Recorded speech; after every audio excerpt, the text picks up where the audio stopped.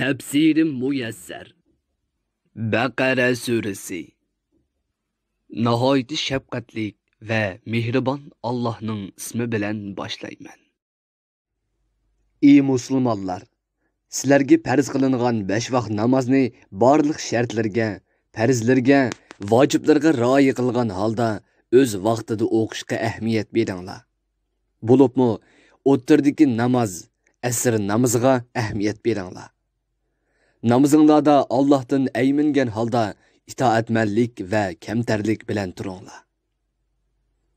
Agar sizlar dushmaninglar tarafdan qo'rqinchli bo'lsanglar, namozni piyodimi yoki uloq ustida ketib beribmi, qandoq shaklda o'qishga kuchinglar yetsa, shundoq o'qisanglar bo'ladi. Hatto imi ishorat bilan o'qisanglarmi, qiblaga yuzlanishga imkoniyat bo'lmasa, xohlagan tarafga yuzlanib o'qisanglarmi, tamoman bo'ladi. Qo'rqinish yo'q bo'lganda, namozni aslidagi qoidasi bo'yicha o'zgartmay o'qinglar. Allohni ko'p yod etinglar. Allohning sizlarga ibodat qilishning qoida tartiblaridan va dininglarning ahkomlaridan bilmaganlaringlarni bildirganligiga shukr qilinglar. O'zlari o'lib ketib, ayollari qolib qoldigan erlar varislarining bu ayollarni erlarining uyidan haydab chiqarmasligi. Ularni erlari vafot bo'lgan vaqtidan boshlab to'liq nafiqa bilan ta'minlashi haqida vasiyat qilsin. Bu erlari o'lib ketgan ayollarga hisoshlik qilish va o'lguchining ruhini shod qilish uchundir. Agar mazkur ayollar 1 yil to'shdan burun erlarining uyidan o'z ixtiyori bilan chiqib ketsa, ey varislar, buningda sizlarga hech gunoh bo'lmaydi. O ayollarning o'zlari haqida qilgan qoida yo'sullik ishlarda ularga hech gunoh bo'lmaydi. Alloh hammadan g'olibdir. Buyurgan va to'sgan ishlarning hammasida hikmat bilan ish qilg'uchidir. Taloq qilingan ayollarning shariati ko'rsatilgan qoida bo'yicha nafiqasini berish kerak. Bu Allohdan qo'rqadigan va uningga itoat qiladigan taqvodor kishilarning o'tashga tegishli majburiyatidir.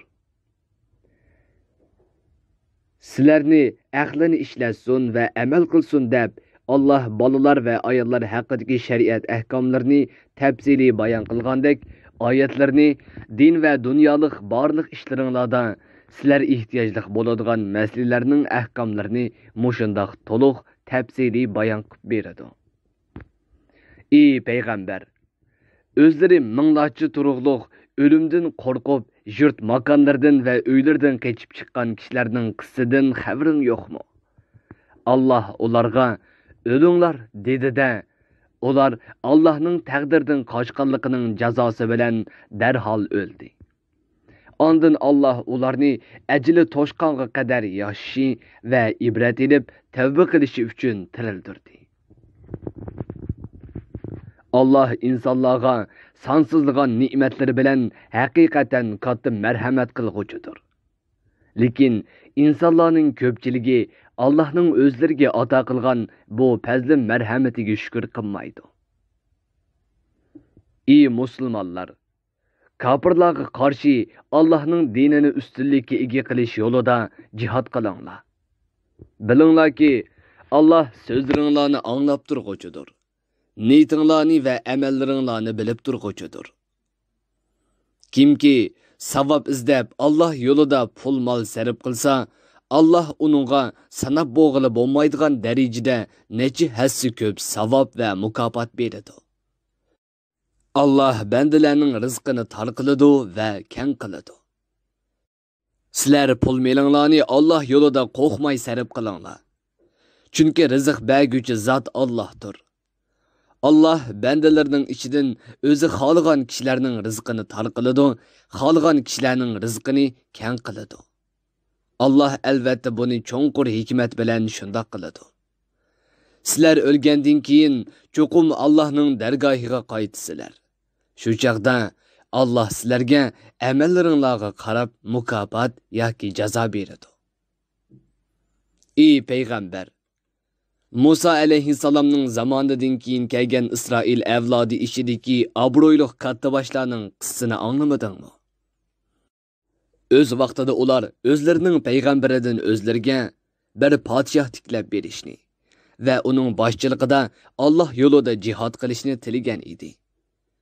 Payg'ambar ularga: "Agar sizlarga jihad qilish farz bo'lib qolsa-chi, sizlar jihad qilmay turvarsanglar-chi? Chunki men sizlarni qo'rqinchaqlik qilib jihaddan qochidi deb o'ylayman" dedi. Ular payg'ambarning o'ylaganlarining to'g'ri emasligini ta'kidlash uchun bizni dushmanlarimiz o'z yurtimizdan haydab chiqargan, ahli avlodimizni o'ltirish va asirga elish orqali bizni ulardan judo qilgan tursa, biz endi Alloh yo'lida qandoq jihad qilmayli dedi. Ularga podshoh tayinlanib jihad qilish farz qilingan chaqda ular qo'rqinchaqlik qilib jihad qilishdan bosh tortdi. Faqat ularning oz bir qismila Allohning fazli bilan jihad maydonida mustahkam turdi. Mundaq va'dasini buzib, o'ziga zulm qilguvchilarni Alloh obdan bilguchidir. Payg'ambari ularga: "Sheksizki, Alloh sizlarning tilkinglarni qabul qilib, sizlarga Talutni podshoh qilib avatdi. U sizlarga dushmaninglarga qarshi jihodda qo'mondonlik qiladi" dedi. Isroil avlodining katta boshlari: "Talut qandoqmi bizga podshoh bo'la oladi? U podshoh bo'lishga haqli emas. Chunki u podshoh jamoatidan yoki payg'ambar oilasidan emas. Uning ustiga uning podshohlikqa ishlatkili yetkidek ko'p mol-mulki yo'q. Shunga podshohlikqa uningga qaraganda biz bekrak haqliqmiz" dedi. Payg'ambar ularga: "Alloh uni sizlarga podshoh qilib tanladi. Alloh bandalarining ishlarini obdan bilguchidir. Alloh uni ilmda ziyoda dushmanlarga jihad qilishi uchun uning badanini kuchlik va qomatli qildi. Alloh podshohlikning va hammaning yigona egisi bo'lib, u podshohlikni bandalardan xohlagan biriga beradi. Alloh fazli karami keng, ata ihsonlari ko'p zotdir. U ishlarning haqiqatini to'liq biladigan zot bo'lib, uningga hech qanday narsa maxfiy emasdir" dedi. Payg'ambari ularga aytdi: "Talutning podshohligining alomati shuki, sizlarga Tavrat qochilangan bir sanduq keladi. Aslida uni dushmanlaringlar sizlardan tortib olgan edi.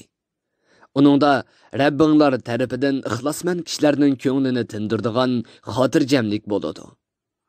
Yana uningda Musa va Harun jamoati qoldirib ketgan Asa va Tavrat taxtalarining parchalari bo'ladi. Uni farishtalar ko'tarib keladi.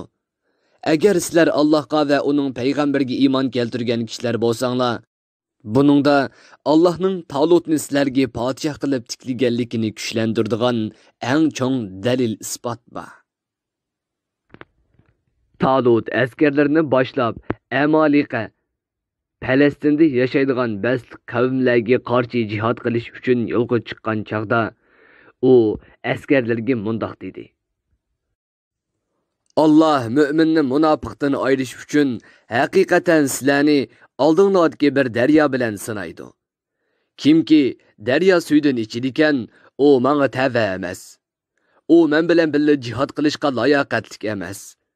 Kimki daryo suyini tetmaydikan, u haqiqatan menga tavadir. Chunki u menga itoat qilguvchi kishi bo'lib, men bilan birga jihad qilishga loyiqdir. Daryo suyidan qo'li bilan bir uchum ichgan odamga malomat qilinmaydi. Chunki u buyruqqa xiloflik qilgan sanalmaydi" dedi. Ular daryo bo'yiga yetib kelakanmaylar o'zlarini suvga otdi. Suvni qang'idek ichdi. Ularning orasidagi ozg'ini kishi ussizlikqa va qattiq issiqqa bardoshlik berdi va qo'li bilan faqat bir ovushli suv ichib bo'ldi qildi. Bu chaqda buyruqqa amal qilmagan osiylar qo'shindan ayrilib qoldi.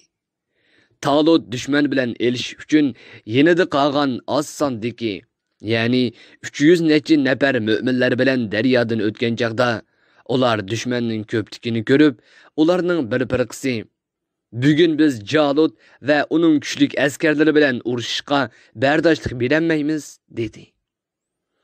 Talutning askarlari orasidagi oxiratda Allohning oldiga berishga ishonadigan kishilar sabdoshlarga Allohning qudratini eslatib, Allohning irodasi bilan oz-sonliq, chidamliq mo'min jamoa ko'p sonliq haddidan oshgan kofir jamoa ustidan g'alaba qiladi. Allah chidamchanlik ko'rsatkichlar bilan billidir. Ularga nusrat ato qiladi va ularni g'albaga muvaffaq qiladi. Oxiratda bo'lsa, ularni eng yaxshi mukofotlar bilan mukofotlaydi, dedi. Ular Jalut va uning qo'shini bilan tutishgan chaqda haqiqiy xatarni o'z ko'zlari bilan ko'rganlikdan qattiq cho'chib ketdi va Allohga iltijo qilib, "Ey Rabbimiz, qalbimizni chidamchanlik bilan to'ldirgin. Qadamlarimizni kofirlar bilan jihad qilishda mustahkam qilgin. Yordaming bilan bizni kofir qavm ustidan g'olib qilgin", dedi. Nihoyat Talutning qo'mondonligidagi mo'minlar Allohning irodasi bilan dushmanlarni yengdi.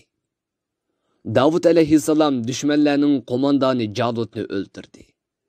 Shuningdan keyin Alloh Davudga podshohlik ato qildi.